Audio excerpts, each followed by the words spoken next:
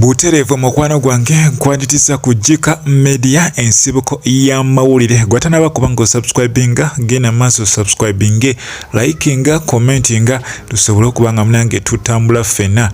Buterevu ntandise n'omukyala Pr Bujingo ono yavuddeyo n'ategeeza nti tagenda kubanga adivorcinga mukulu. Jukira omukyala ono yali mukyala wa Pastor Bujingo era nga bali mukwano ogw'ekitalo wano batandika okulembera church bonna wabula akabi kajja nga munange bonna baagala kubanga ate bafuna obwannannyini ku church nga endiga zigamba fe tugenda na mami ate nga bala bagamba fe tugenda na daddy. Awo nno kino kyaleetawo obutabanguko mu maka kussa ne ku church.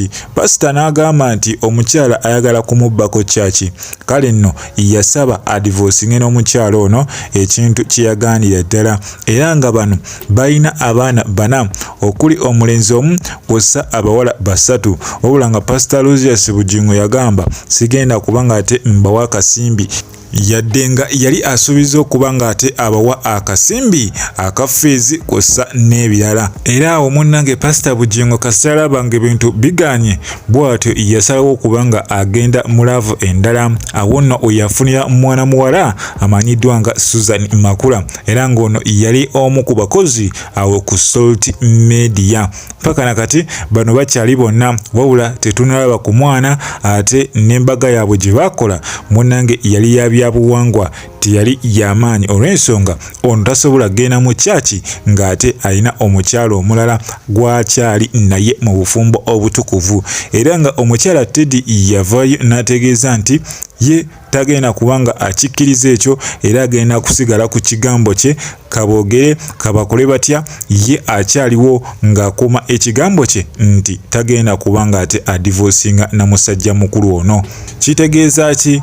Pastor Bujingo emikisa gye egy'okuwasa Susan Makula mu bufumbo obutukuvu mitono nnyo ate nga Susan Makula yavaayo n'atutegeeza nti ye okuzaala omwana mu bufumbo obwo alina kubanga ate mukazi wa mpita. Kitegeeza ki? Ebintu bikyalimu kigoye weezinge yadde nga bamu bagamba bano essaawa yonna bagenda kubanga baawukana olw'ensonga temusobola kubeerawo munnange ng'omusajja tomuwa mwana wabula ng'ate akuteekamu akasimbi akayitirivu ate nga osobola okuzaala. Kitegeeza emikisa gyabwe egy'okwawukana mingi ddala.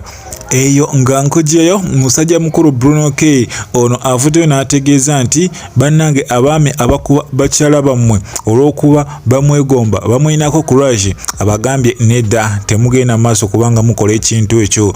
Ono ategeezezza nti bambi abakyala abasinga baba bamuwagira buwagizi bafaani be wabula tebali mu mukwano naye. Era ono awadde example n'agamba nti waliwo n'omusajja eyamusangako mu bbaala n'agamba gwe mukyala wange ajjuzza ebifaananyi byo mu ssimu ye kyokka ebyange talinamu yadde n'ekimu, kale mpulira obusungu actually njagala mukuwa obeere naye. Kale omuntu watuukira ku ssawa erityo muganda wange oyo aba akwagala ekisusse era abasajja abasinga tebatera kugumiikiriza kintu kifaananako bwe kityo.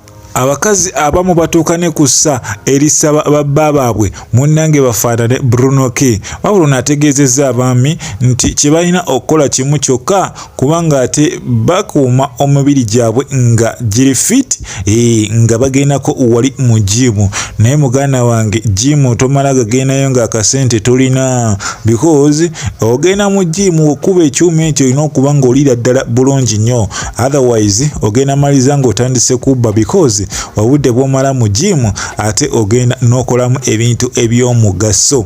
Era Bruno K agenze maaso n'atutegeeza nti naye munnange yeegomba nnyo Beyonce. Awo no kitegeeza amwegomba nga fan era amwinako crush nga fan naye ate senti oba bali mu mukwano era Jay-Z tasobola kunyiiga nti Bruno K ayagala nnyo Beyonce. No, he just ali mu laavu naye nga fan we ekintu bwe kityo.